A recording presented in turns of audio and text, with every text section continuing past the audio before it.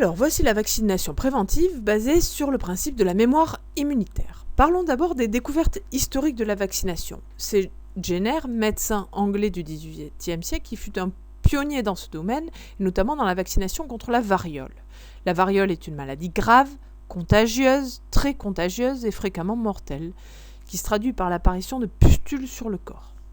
Jenner constate que les agriculteurs qui ont déjà contracté la vaccine, qui est la variole de la vache, ne développent jamais la variole. Du coup, ça lui donne une idée. Il va inoculer à un enfant le liquide d'une pustule de vaccine de vache. Puis 3 mois plus tard, du pus de varioleux. Et ces pratiques protègent l'enfant de la maladie. Il le fait sur un enfant, puis ensuite il l'a réitéré sur son fils et sur plusieurs patients. C'est de là que vient le terme de vaccination. La variole a d'ailleurs été complètement éradiquée de la surface de la Terre grâce à une campagne de vaccination intensive dans les années 60-70.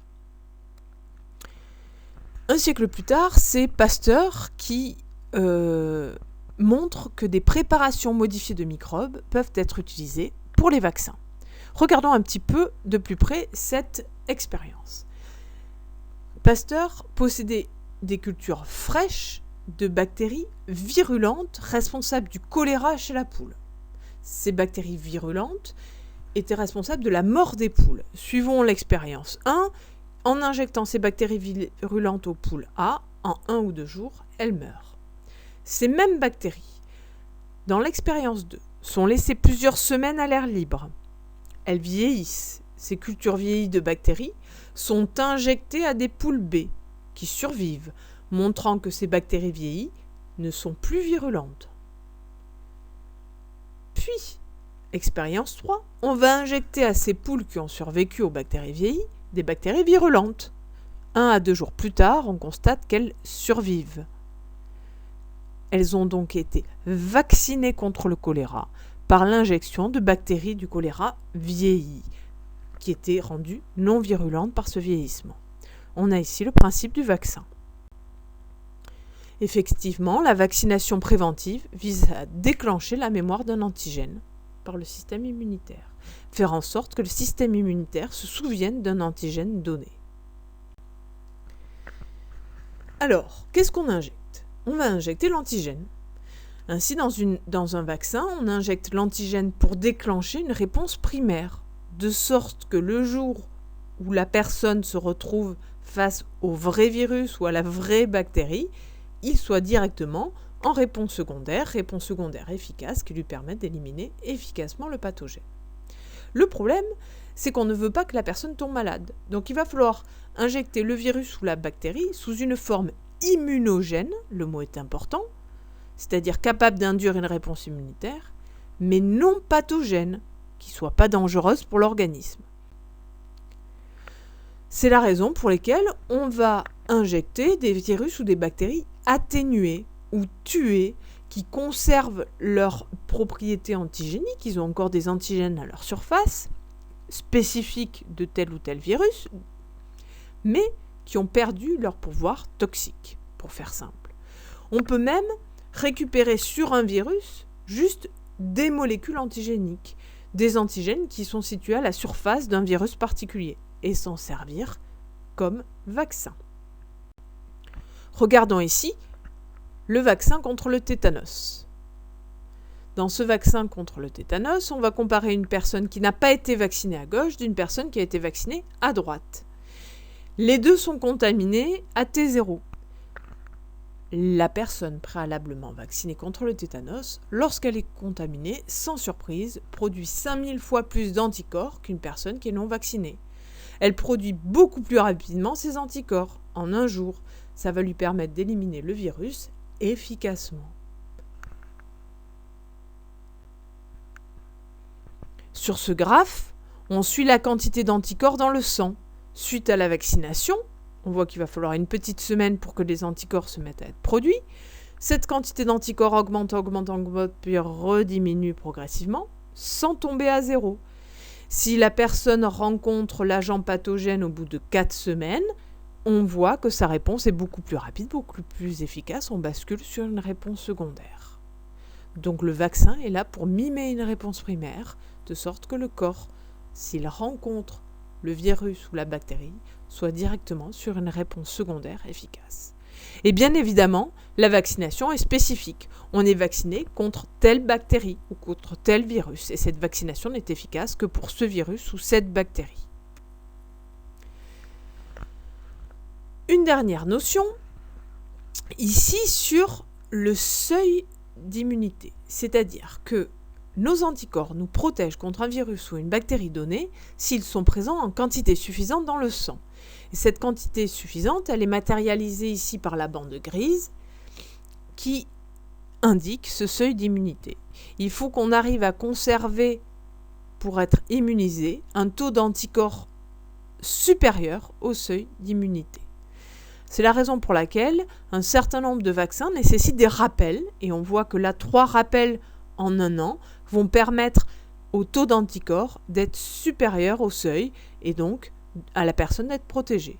Et ensuite, on fera des rappels tous les 10 ans, ce qui permet au taux d'anticorps d'être suffisant pour protéger la personne. L'idée ensuite, c'est que ces antigènes vont être associés à des adjuvants. Les adjuvants, ça va être des sels d'aluminium ou des émulsions aux huiles, peu importe, ce sont des corps étrangers qui vont servir à déclencher une réaction inflammatoire locale à l'endroit de la piqûre. L'idée, c'est de déclencher la réponse innée par ces sels d'aluminium de façon à faciliter la mise en place de la réponse adaptative. On a vu que la réponse adaptative n'était efficace que parce que la réponse innée avait eu lieu préalablement, avec notamment la présentation de l'antigène par les cellules présentatrices de l'antigène. Donc les adjuvants sont là pour renforcer la réaction inflammatoire, la réaction innée nécessaire à une réponse adaptative efficace. Et effectivement, ça fonctionne, au moins ici dans le cadre d'un virus de la grippe, c'est le virus de la grippe aviaire, H1N1. Ici, on a un graphique qui nous montre que la concentration en anticorps est bien plus importante lors d'une vaccination avec adjuvant. Si le vaccin ne contient pas d'adjuvant, la production d'anticorps est moins importante, donc le vaccin sera moins efficace. Dernière notion qu'on vous demande de retenir dans le cadre de la vaccination préventive, c'est la notion de couverture vaccinale. Dans une population, une vaccination n'offre une protection optimale pour toute la population que si un nombre suffisant de personnes est vacciné. On parle de taux de couverture vaccinale. Ici, par exemple, pour la rougeole, ce taux de couverture vaccinale, il doit être de 94% si on veut que le virus ne circule pas dans la population. On voit ici que la France apparaît avec 79%, ce qui est insuffisant. On peut imaginer que le virus de la rougeole, et c'est déjà arrivé, recircule dans la population française parce que le seuil d'immunité groupe n'est pas atteint. Donc, la vaccination, c'est une protection individuelle, bien sûr, mais c'est surtout une protection collective. Dans une population où le taux de vaccination est important, un virus ne peut pas circuler. Dans une population où le taux de vaccination est faible, le virus ou la bactérie, bien sûr, peuvent circuler. Avant de passer au grand 3, un mot quand même sur les vaccins. À ce jour, nous sommes le 2 mai. Sur les vaccins Covid-19, ils sont en cours de développement. Il y a un certain nombre de laboratoires, je crois qu'il y en a plus d'une centaine, qui sont en train de travailler à l'élaboration d'un vaccin anti-Covid-19. Pour l'instant, rien n'est trouvé, rien n'est démontré comme efficace. Donc, il faudra attendre pour en savoir plus. J'ai mis à la fin du PDF un lien vers un site sérieux qui vous indique les états d'avancée dans la recherche sur un vaccin anti-Covid-19. Encore quelques minutes sur l'immunothérapie. L'immunothérapie, le principe est différent.